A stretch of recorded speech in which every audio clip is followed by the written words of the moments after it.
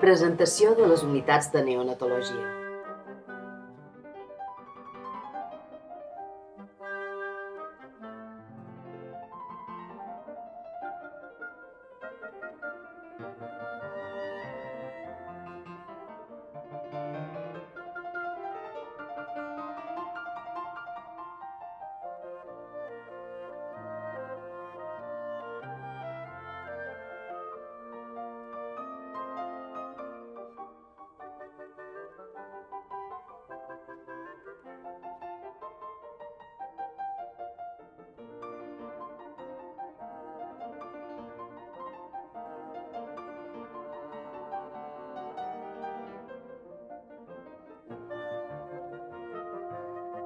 L'espera d'un nadó normalment està carregada d'il·lusions, que es veuen modificades quan el nadó neix abans de temps o si presenta dificultats per adaptar-se fora del si matern.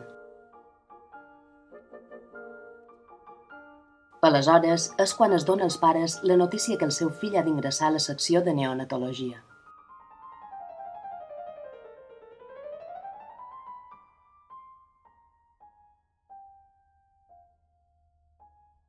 Aquest moment sol generar ansietat, por i incertesa sobre la salut del seu fill i genera preguntes freqüents com: on estarà ingressat?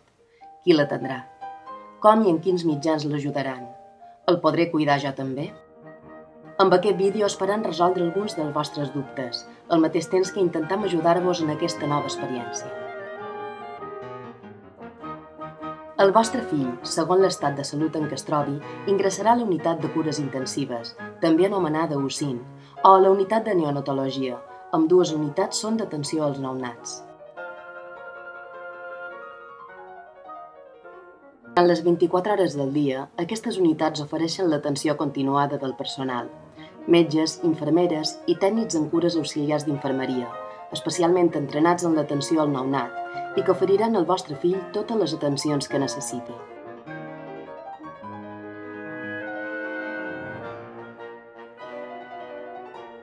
Alguns nadons, per haver nascut abans de temps o per altres circumstàncies, necessiten romandre dins una incubadora, que és un habitacle que permet mantenir la temperatura i la humitat adequada. Hi ha diferents models d'incubadores, totes amb la mateixa funció, que tenen diferents portes per accedir a l'interior per poder cuidar el nadó, i que renoven i netegen periòdicament segons les normes establertes a la unitat.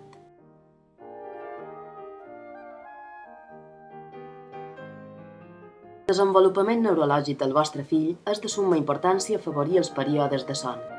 Cal evitar els estímuls externs com la llum excessiva o el renou. Per aquest motiu, col·loquem teles sobre la incubadora i us recomanem que mantingueu els telèfons mòbils en silenci.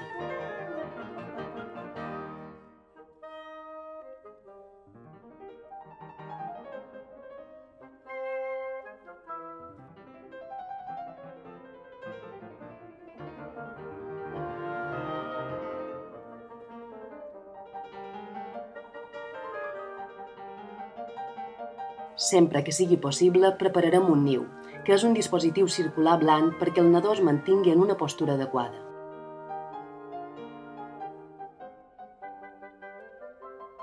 Quan els pares i els familiars entren a les unitats de neonatologia, els sol produir una forta impressió que hi hagi tants d'aparells i d'instruments. Penseu que tots serveixen per facilitar l'atenció que necessiten els nadons. A continuació, us explicarem breument la funció de cadascun.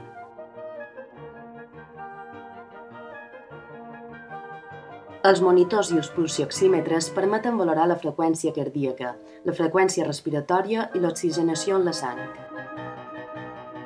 Els respiradors són unes màquines que ajuden a respirar temporalment.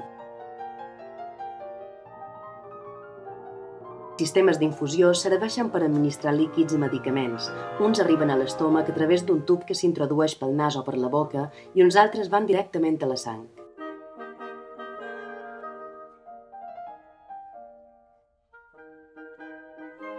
Cal recordar que per accedir a les diferents unitats s'han de respectar unes normes higièniques per prevenir el contagi de malalties infeccioses als nadons.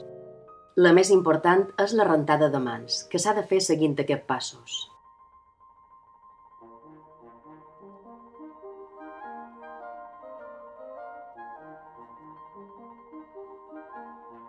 Fregar-se un palmell sobre l'altre.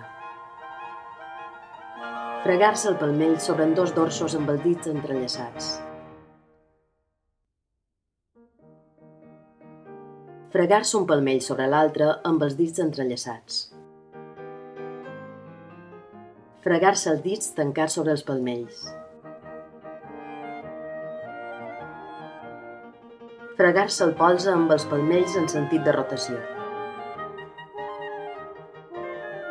Fregar-se els dits cap endavant i cap endarrere en sentit de rotació sobre els palmells.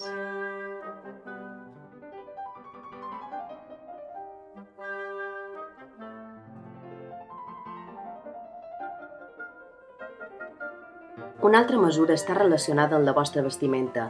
Encara que seria suficient entrar en roba i calçant nets, us proporcionarem una bata per a més seguretat.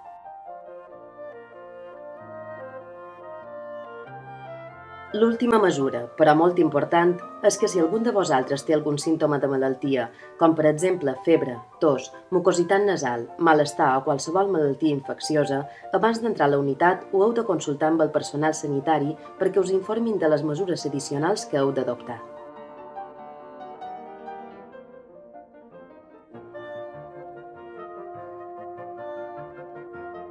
Els horaris de visita i d'informació mèdica estan exposats a l'entrada de cada unitat, però si teniu algun dubte, plantejeu-lo al personal sanitari de la unitat.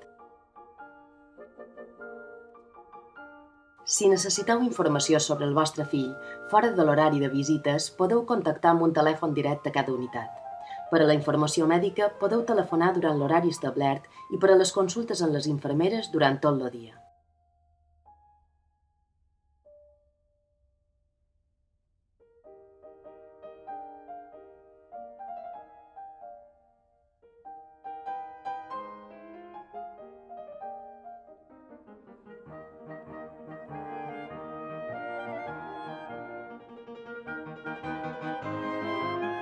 Us recordem que a l'hospital hi ha altres professionals, com els treballadors socials o els intèrprets, que us poden ajudar a resoldre unes altres situacions causades per l'ingrés del vostre fill.